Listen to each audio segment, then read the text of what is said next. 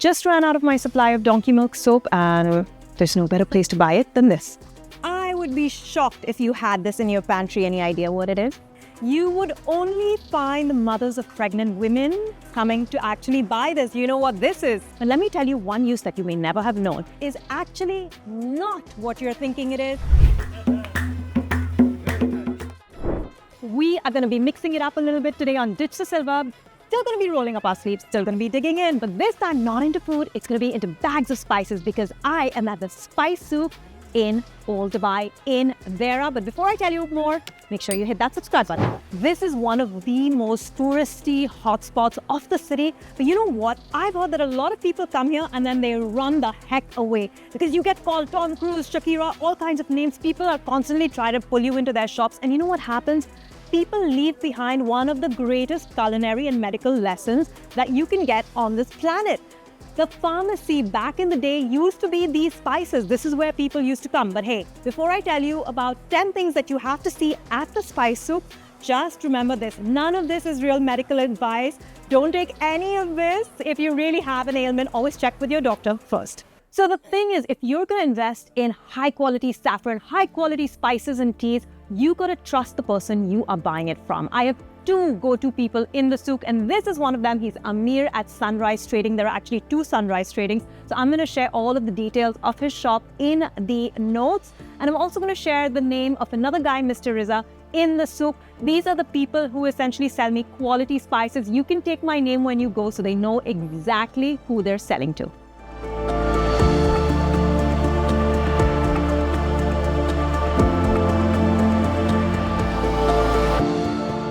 Let me show you one of the most underrated spices of the region.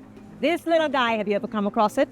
It is dried lime or lumi, very, very popular in Iran and actually all across the Arabian Gulf. You will find this in traditional dishes in the UAE, Emirati dishes. It has no aroma on its own, this lumi, but when you pierce a hole into it, if you crush it, for example, just like so, this can be thrown into a stew, into a rice pilaf, and it gives you this gorgeous matured lemony flavor. You can even take out the insides, grind it up, and use it like a spice rub on meats, like how you have the Bahraini kebab. It's absolutely delicious.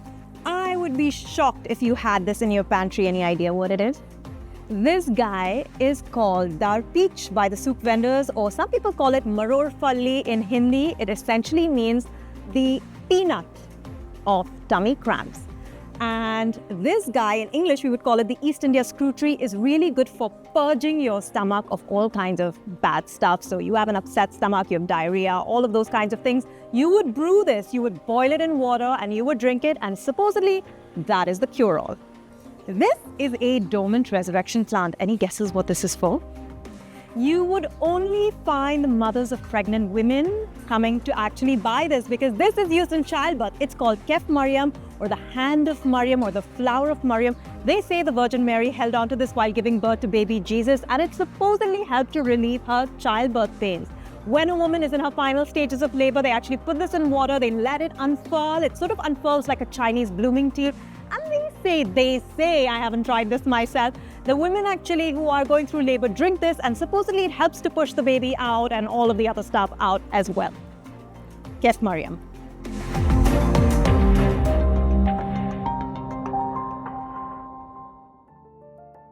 High school chemistry guys, do you recognize what this is? This one is sulfur or kibrit. You have sulfur naturally occurring in your hair, your skin, your nails. This is essentially a skin treatment. So our vendor says that if you have eczema, guys, don't take this as real medical advice, but this is what they say, is you dip it into water, you rub it on the itchy patches about 3 times a week, and supposedly it helps to cure it. Do you know what this is? It's essentially stain my fingers entirely blue. Hint, it's one of the colors in the rainbow. That's right, it's indigo, or we call it neeli. Now, what do you think it's used for? This one is used for dyeing, as you probably thought, but guess what? It is also used to make your white clothes brighter. If you wash your clothes in a solution of indigo, it makes the white clothes actually brighter. It leaches out the yellow stains. This is how light chemistry works. That's indigo for you.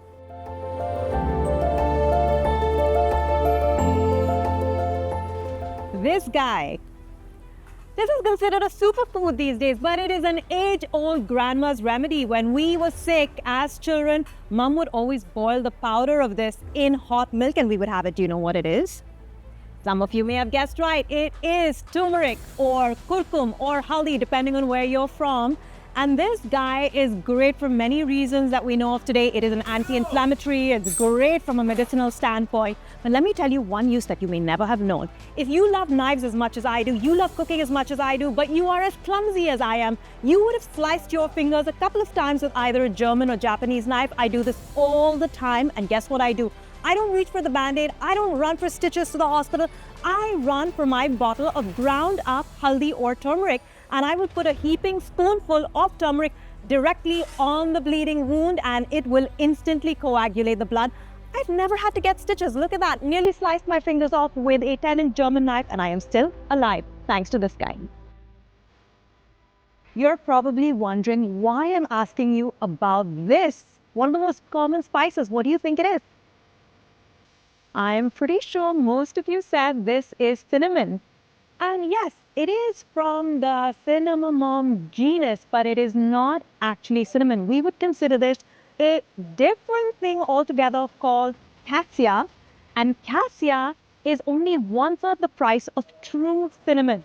Cinnamon verum, which has a very similar aroma, but it's slightly sweeter, is 3 times the price. And the original kind actually comes from Sri Lanka.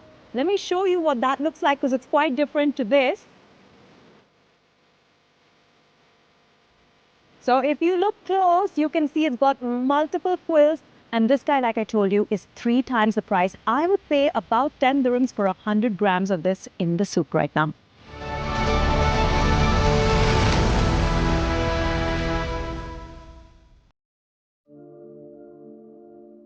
The souk is full of sacks of these. What do you think it is? This gorgeous fire-colored spice is actually not what you're thinking it is. It is not saffron. It is considered bastard saffron or safflower or as food, which is essentially just used in rice. It can add a little bit of color, but it has nowhere near the aroma of the world's most expensive spice. I wish you could smell the spice because that would be an instant giveaway. This is the world's most expensive spice. Have you figured it out? This one, yes, is none other than saffron or saffron, depending on where you are in the world. And this is indeed the world's most expensive spice. It takes about 150 flowers for you to get 1 gram of saffron. And the quality that I'm holding is from Iran, which is the world's largest producer. And that is why we get such a huge quantity in the spice soup. This is the place. This is one of those edible souvenirs you have to buy for everybody in your family. So here we go. This one is actually the highest grade. We call it super negin.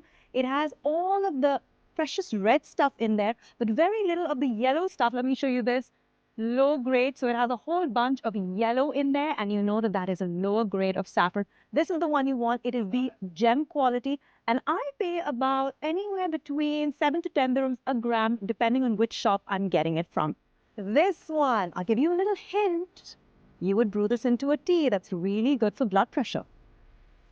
All right, in the Middle East, people love to have this either as a cool or a warm sour tea, and it's called karkade. It's made out of the sepals of the flower in the hibiscus sabdurifer plant, and karkade is supposed to essentially lower your blood pressure.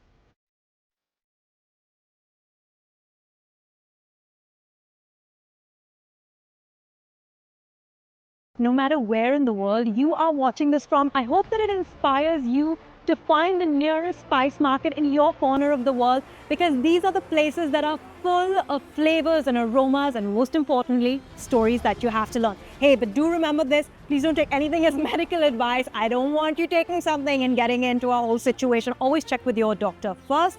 And of course, before I leave you, don't forget to hit that like, subscribe, share, do all of that great stuff. And I will see you next time on Ditch the Silver. But until then, if you meet anything delicious, you know how we roll. Forks down, sleeves up.